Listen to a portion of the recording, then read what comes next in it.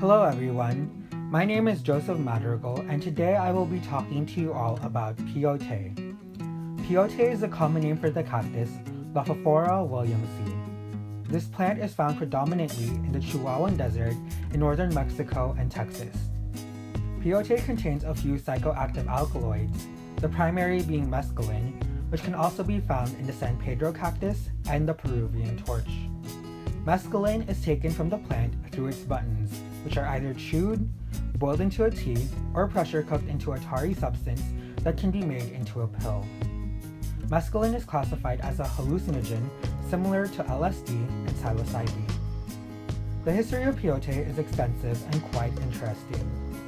In 2005, ceremonial peyote samples from a cave were dated to 3780 BC, meaning that it has been used for at least 5,700 years.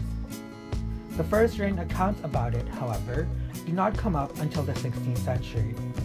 During this period, peyote was being used by tribes throughout Mexico, including the Cora, Huical, Tarahumara, and Chichimeca. The Spanish friar Bernardino de Sahagin wrote about peyote use in the Chichimeca tribe. His account is as follows. Those who eat or drink it see visions either frightful or laughable. This intoxication lasts 2 or 3 days and then ceases. It is a common food of the Chichimeca, for it sustains them and gives them courage to fight and not feel fear, nor hunger, nor thirst. And they say that it protects them from all danger.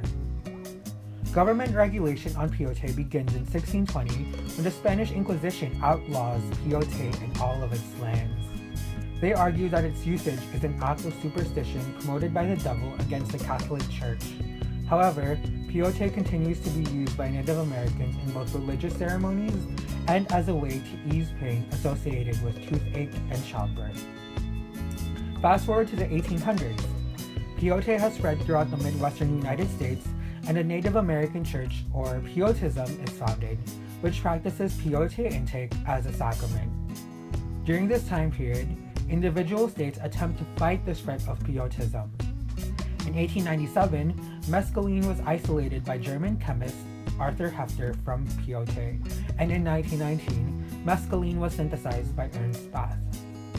By 1970, peyote and mescaline are classified as Schedule I drugs by the Controlled Substances Act, meaning that the federal government categorizes them as having high addiction potential and no medicinal value. An exemption is made for the Native American Church and its members, however, who are still allowed to use peyote. The Native American Church encounters an obstacle in 1990 when the Supreme Court allows Oregon to ban the use of peyote even in religious ceremonies. In 1993, the Religious Freedom Restoration Act prevents states from banning peyote in religious ceremonies, claiming that doing so would be a violation of the First Amendment. However, the Supreme Court again ruled in favor of states' rights in 1997 when it decided that the RFRA is unconstitutional when applied against the states. So, with all of this confusing back and forth that occurred in the late 20th century, where are we with peyote today? Under the federal government, peyote is still a Schedule I drug. The Native American Church is exempt from the federal law, however, there are race-related constraints. People need to have Native American roots to use peyote, and this can only be done in a bona fide religious ceremony. The states, however, can ban the use of peyote even in religious ceremonies without interference from the federal government. However, no state has done so. The strictest provisions are found only in Kansas, Texas, and Wyoming, where proof of Native American descent must be proven for peyote consumption. Arizona, Colorado, Minnesota, Nevada, Oregon, and Utah have the most lenient regulations in which peyote can be used religiously even without Native American ties. Today, peyote is still used legally by mostly Native Americans in Mexico and the United States. To them, it has a religious significance. Peyote is also taken recreationally by a smaller population, which is illegal. Those who take it for religious reasons frown upon this type of peyote use and claim that it is disrespectful to their religious beliefs. Let's see what a Native American peyote ceremony looks like, shall we? Hamna hamna hamna him. Hamna hamna hamna him. Hamna hamna hamna him. Hamna hamna hamna him. Hamna hamna hamna him. Hamna hamna hamna him. So now that we know the history behind peyote, let's move on to talking about how it works. In peyote, dopamine gets converted to mescaline via methylation and hydroxylation of its aromatic ring. Because of this, mescaline is very similar in structure to dopamine, and it is also somewhat similar in structure to serotonin. Like other hallucinogens, mescaline binds to serotonin 5-HT2A and 5-HT2C receptors, causing an excitation of the cell. The drug's effect on its users are oftentimes attributed to binding at serotonin receptors in the prefrontal cortex, thalamus, and the brainstem. Like the usage of other hallucinogens, ingestion of mescaline will cause psychic effects. Usually, these will begin 3.5 to 4 hours after the drug is taken. Mescaline most often causes sensory perception distortions in space, time, color, sounds, and shape. Open and closed eye hallucinations are also experienced by users. These hallucinations usually involve complex patterns with kaleidoscopic-like properties. In 1954, Doors of Perception was published, in which Aldous Huxley described his experiences after taking 400 milligrams of mescaline. His account described complex color phenomena, including dancing golden lights, gray structures with pale bluish spheres coming out, and vibrating red nodes. Synesthesia can also occur in which senses are mixed up.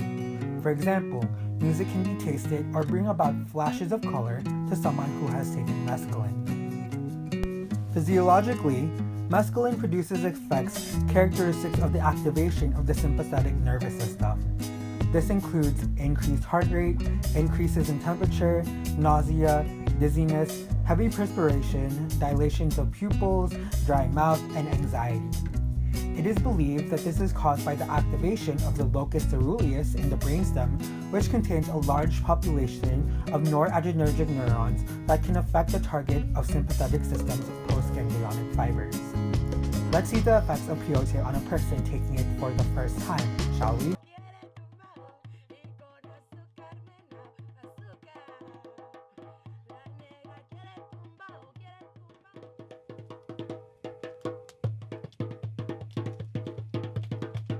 ¡Mucha! ¡Mucha!